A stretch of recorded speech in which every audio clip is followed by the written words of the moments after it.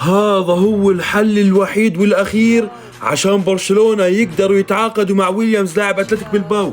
جماهير نادي برشلونة انجنت وفقدت عقلها، فاتت على حساب برشلونة الرسمي في منصة التيك توك وبلشوا يدعموهم بالهدايا عشان يجمعوا مبلغ التعاقد مع ويليامز.